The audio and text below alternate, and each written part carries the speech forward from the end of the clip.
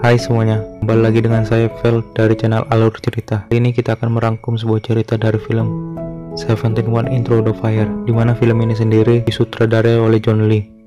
Dan film ini rilis pada tahun 2010 dan sangat terkenal di masanya. Dikarenakan film ini sendiri dibintangi oleh aktor-aktor terkenal seperti T.O.P yang merupakan salah satu personil dari idol boyband group Big Bang yang berperan sebagai Oh Jam-byun. Dan ada juga Kwon Sun-woo sebagai Gu Gap-jo, Chang Seung-won sebagai Komandan Pak Moran, Kim Sang-woo sebagai Komando Gang Sudde. Film ini sendiri bercerita tentang perang Korea Selatan dan Korea Utara pada tahun 1950 di Pohang, tepatnya di sekolah menengah wanita di Pohang, di mana sebanyak 71 pelajar ditugaskan untuk melindungi daerah Pohang dari serangan pasukan Korea Utara.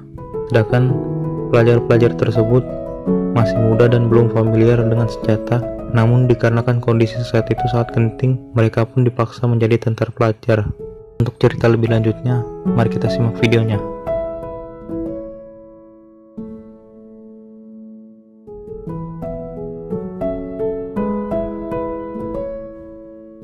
Scene awal dibukakan dengan penjelasan dan kondisi saat itu, di mana Kim Il-sung yang merupakan pemimpin Partai Komunis di Korea Utara melakukan penyerangan ke Korea Selatan secara mendadak pada tanggal 25 Juni 1950, di mana Korea Utara didukung oleh Uni Soviet dan Cina, sedangkan Korea Selatan didukung oleh Amerika dan PBB.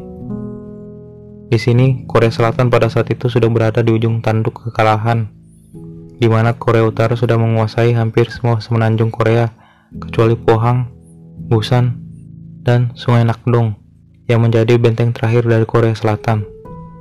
Lalu scene berganti, di mana salah satu tentara pelajar yang bernama Oh Jam-byun sedang membantu pasukan yang berada di garis terdepan dengan membawakan amunisi dan persediaan ke pasukan tentara Korea Selatan.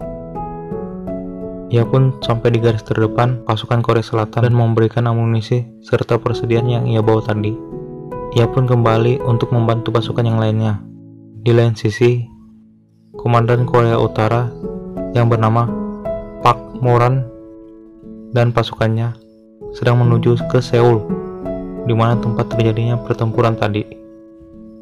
Lalu scene berganti, di mana pertempuran antara Korea Selatan dan Korea Utara terjadi, yang mengakibatkan korban berjatuhan antara kedua kubu tersebut.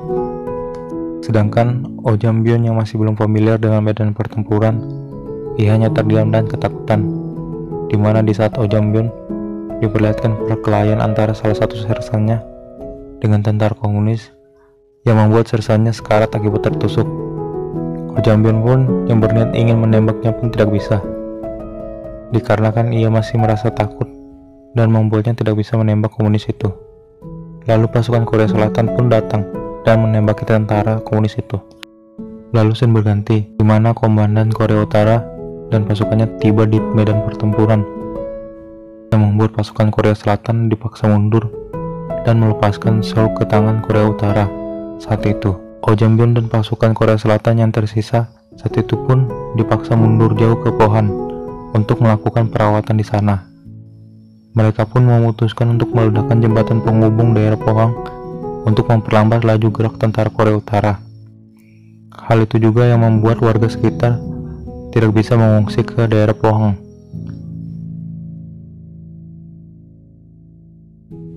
Komandan Park yang merupakan komandan Korea Utara, ia mendapatkan perintah dari ketua partai untuk menyerang pasukan Korea Selatan di Sungai Nakdong. Akan tetapi, ia menolak karena ia ingin menyerang daerah Pohang terlebih dahulu, dan ia menghiraukan perintah pimpinan partai tersebut. Sementara itu, di Pohang banyak sekali pasukan Korea Selatan yang terbunuh, termasuk sersan tadi. Jang-byun pun merasa terpukul akan hal itu. Lalu komandan dari pasukan Korea Selatan datang, yang bernama Gang Sukde, kita sebut saja Komandan Suk. Ia merupakan teman dekat dari sersan tadi. Komandan Suk pun merasa sedih atas meninggalnya teman dekatnya itu. Lalu Komandan Suk pun diperintahkan oleh atasannya untuk bergabung dengan pasukan lain di Sungai Nakdong untuk mempertahankan benteng terakhir mereka. Komandan Suk pun bertanya, siapa yang akan melindungi Pohang jika ia dan pasukannya pergi ke Sungai Nakdong? Tiba-tiba, pasukan tentara pelajar datang, yang ternyata merekalah yang akan melindungi Pohang sementara waktu. Di sana juga ada 3 orang remaja yang direhabilitas akibat tindakan kejahatannya, dan mereka dipilih menjadi tentara pelajar pada saat itu. 3 orang anak itu bernama Go Gapjo, kita sebut saja Gapjo, Wang Pyo, dan Pongju. Mereka merupakan anak-anak nakal yang susah diatur.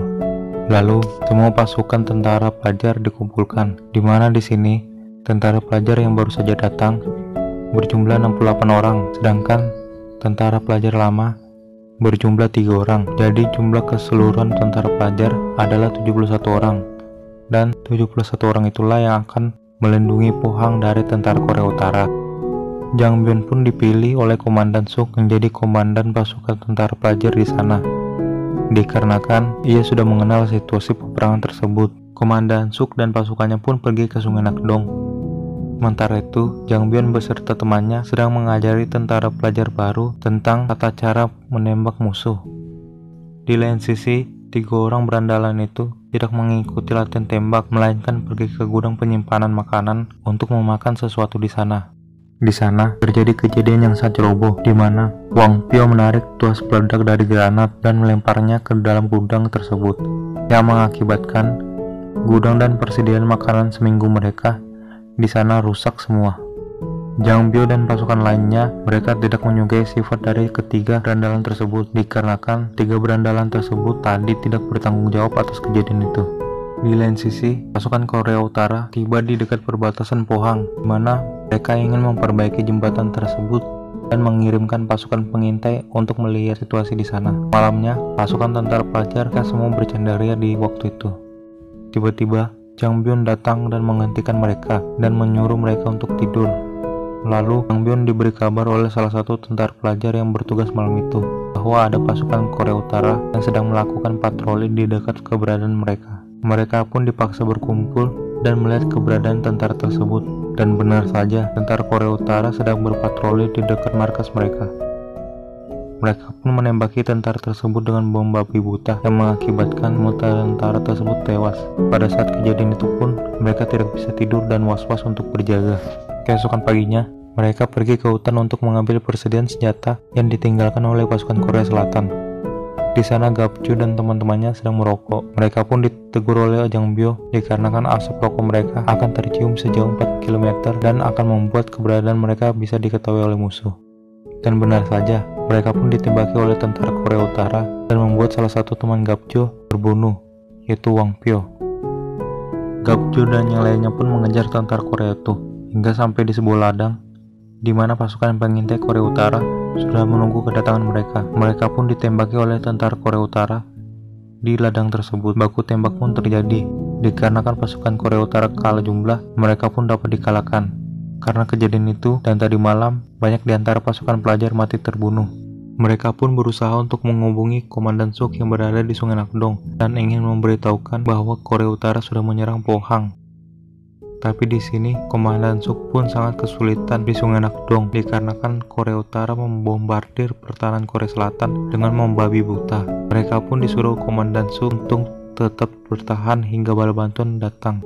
Lalu scene berganti, di mana salah satu pasukan tentara pelajar hasil ditangkap oleh pasukan tentara Korea Utara hingga ia disiksa dan diinterogasi. Lalu datang Komandan Park yang memberikannya minum dan membawanya pergi ke temannya. Komandan Park datang dan ingin melakukan negosiasi ke temannya untuk menyerah dan mengibarkan bendera putih di tiang sebelum pukul 12 siang. Di sini, Komandan Suk ingin meminta izin kepada atasannya untuk memintakan bantuan. Akan tetapi permintaan itu ditolak oleh atasannya dikarenakan kondisi di Sungai Nakdong yang tidak memungkinkan untuk memberikan bantuan. Lalu Komandan Suk tetap pergi ke Pohang dengan membawa 10 orang pasukan saja. Mereka pun diberi senjata super bazooka oleh tentara Amerika, di mana senjata itu dapat menghancurkan tank tentara Korea Utara nantinya. Di sini Gapcho ingin mengajak teman-temannya untuk menyerah, tetapi Jangbyeon menghentikan itu dan mengajak mereka untuk tetap bertahan. Dikarenakan perbedaan pendapat itu, mereka pun saling baku hantam. Perkelahian sengit pun terjadi hingga mereka mendengar suara tembakan, di mana suara itu berasal dari salah satu tentara pelajar yang menembak temannya untuk menghentikan penderitaan yang dialami temannya. Lalu mereka pun berhenti. Gapcho dan Pongchu, mereka berdua lah yang hanya meninggalkan Pohang, sementara yang lain tetap bertahan. Mereka yang bertahan pun melakukan persiapan untuk melawan tentara Korea Utara. Sementara Gapcho dan Pongchu melihat kendaraan pasukan Korea Utara yang terjebak di lumpur, mereka pun pergi dan membantunya. Mereka pun melihat bahwa di dalam isi truk tersebut banyak sekali senjata modern. Setelah mereka membantu pasukan Korea Utara, mereka pun membunuhnya. Di lain sisi, Komandan Park beserta pasukannya sudah bersiap di dekat markas tentara pelajar itu untuk menunggu apakah tentara pelajar itu akan menyerah.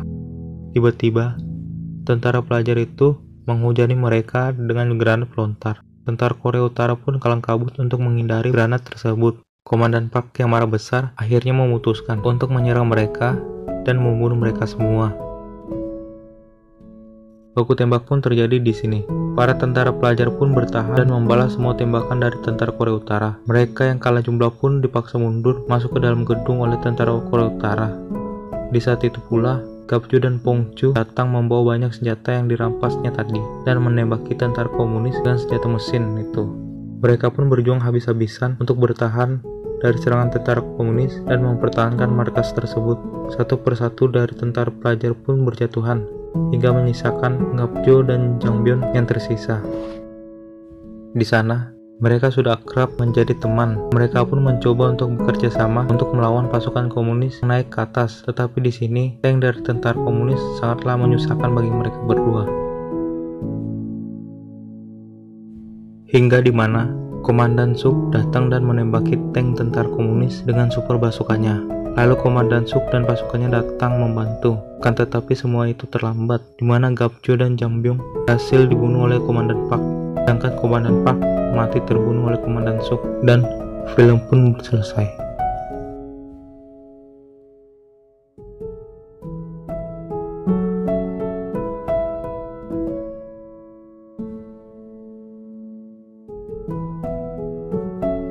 Film ini pun berakhir dengan mengharukan, di mana ke-71 tentara pelajar tersebut mati dengan terhormat, dan ke-71 tentara pelajar itu akan menjadi simbol nasionalis yang tidak akan dilupakan oleh sejarah dan Korea Selatan, di mana mereka memainkan peran penting di Korea yang membuat Korea Utara yang berada di Sungai Nakdong mundur hingga 11 jam lamanya sebelum bala bantuan tentara Amerika datang dan membantu Korea Selatan untuk mengambil ibu kota Seoul kembali.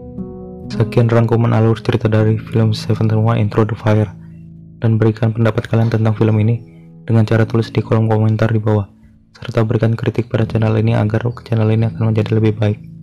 Oke, stay healthy and see you next time.